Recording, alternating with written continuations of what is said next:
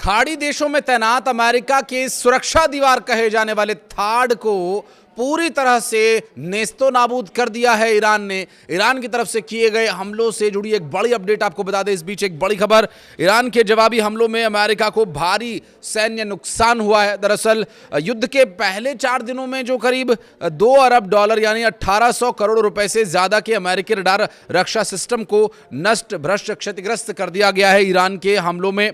और 28 फरवरी को यह जंग शुरू हुई थी और अब तक काफी नुकसान ईरान को हुआ। तो ईरान ने भी बहुत भारी क्षति अमेरिका और इजराइल को पहुंचाई है, क्योंकि लगभग 16,000 करोड़ रुपए का एक सिस्टम जो कि अमेरिका बना करके बहुत इतरा रहा था, उसे नष्ट भ्रष्ट कर दिया है। खाड़ी देशों में इसे तैनात किया गया था और खाड़ी देशों की स्थिति यह है कि वो माफ़ी मांग रहे हैं कि उन्होंने अमेरिका या इजराइल को ईरान के खिलाफ कार्रवाई के लिए जगह दी और उसके बाद भी यूएई समेत खाड़ी कई देशों में ऐसी कई जगहों को ईरान ने निशाना बनाया। ईरान का साफ कहना है कि अब ऑपरेशन तो शुरू हो ही चुका है, हमारे सुप्रीम लीडर की हत्या कर ही दी गई है, तो अब हम भला क्यों पीछे हटें। किसी की माफ़ी से अब हमें कोई फ़र्क नहीं पड़ता, अब हम वही करेंगे जो हमें सही लगेगा। जी हाँ, बिल्कुल, ईरान के सुप्रीम नेशनल सिक्योरिटी की तरफ से जो अभी तक बातें कही गई हैं, जो बयान सामने आया, उस पर हम अगर नजर डालें तो ईरान की सुप्रीम नेशनल सिक्योरिटी काउंसिल के प्रमुख अली लारिजानी ने दावा किया कि कई अमेरिकी सैनिक ईरान की कैद में हैं। सोशल मीडिया प्लेटफॉर्म एक्स पर उन्होंने लिखा कि मेरे पास ये जानकारी आई है, कई अमेरिकी सैनिकों को बंदी बना लिया गया है, लेकिन अमेरिका का दावा है कि वे युद्ध में मारे गए हैं। उन्होंने अपने बेकार कोशिशों के बावजूद वे सच्चाई को बहुत लंबे समय तक छिपा नहीं पाएंगे। हालांकि इस पर अभी तक अमेरिका की ओर से कोई बयान सामने नहीं आया है, क्योंकि ईरान ने दावा ये किया है कि वो अगले 6 महीनों तक इसी तरह से संघर्ष जारी रख सकता है, जबकि अमेरिका का ये कहना था कि 60% 65% से ज़्यादा ईरान के असला, गोला बारूद और उनकी मिसाइलें ख़त्म हो चुके हैं। जबकि ईरान की तरफ से आए दावे ने ये स्पष्ट कर दिया कि जो अमेरिका या इजराइल की तरफ से एक साइकोलॉजिकल प्रेशर बनाने की कोशिश हो रही है, ऐसा कुछ भी नहीं है। तो एक और ख़बर इस बीच सामने ये आई थी कि इजराइल ने ईरान के तेल भंडारों को निशाना बनाया है और इजराइल के प्रधानमंत्री बेंजामिन नेतन्याहू ने दावा किया कि ईरान के लिए आगे कई सरप्राइजेज हैं। प्रेसिडेंट डोनाल्ड ट्रंप ने शनिवार को डोवर एयरफोर्स बेस पर ईरान के साथ युद्ध में मारे गए 6 अमेरिकी सैनिकों के परिजनों से मुलाकात की और पिछले शनिवार को अमेरिका और इजराइल ने ईरान पर हमला किया था, जिसके बाद से मध्य पूर्व के देशों में तनाव की स्थिति बनी हुई है। अमेरिका, इजराइल और ईरान जंग का 9वां दिन है। इस बीच इजराइल ने ईरान में तेल भंडार से जुड़े ठिकानों पर हमले शुरू कर दिए हैं। इजरायली मीडिया के मुताबिक ईरान के 30 फ्यूल टैंक्स और कई तेल डिपो को निशाना बनाया गया है।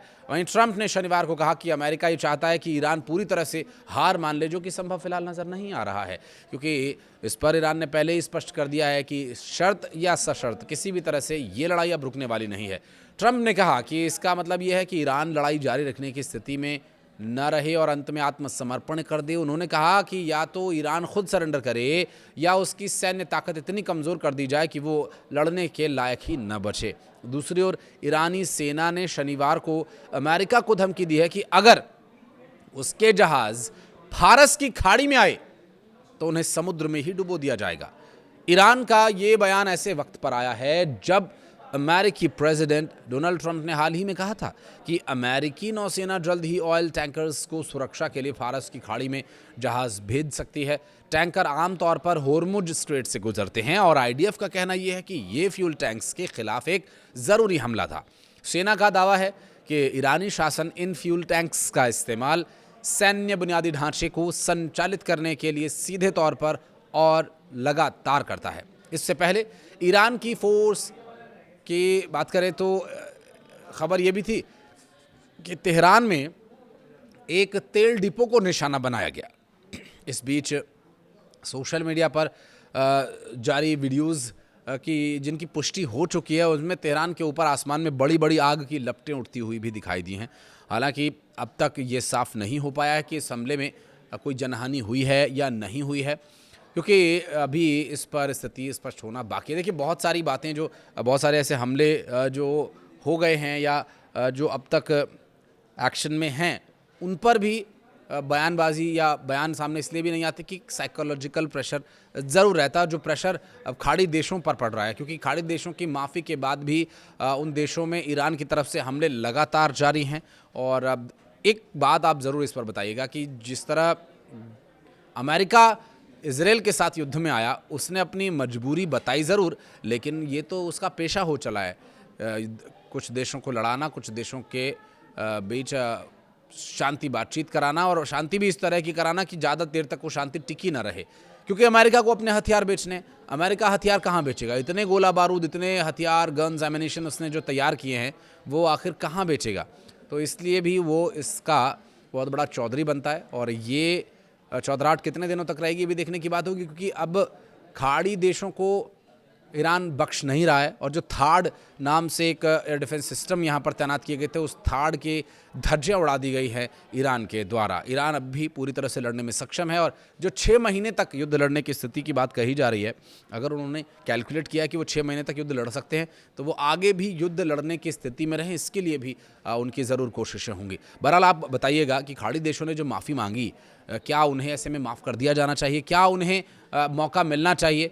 और जो माफ़ी के बाद भी हमले जारी हैं, उस पर अगर आप कुछ कहना चाहें तो ज़रूर बताइए कमेंट सेक्शन में। वीडियो को यहाँ तक देखने के लिए बहुत धन्यवाद।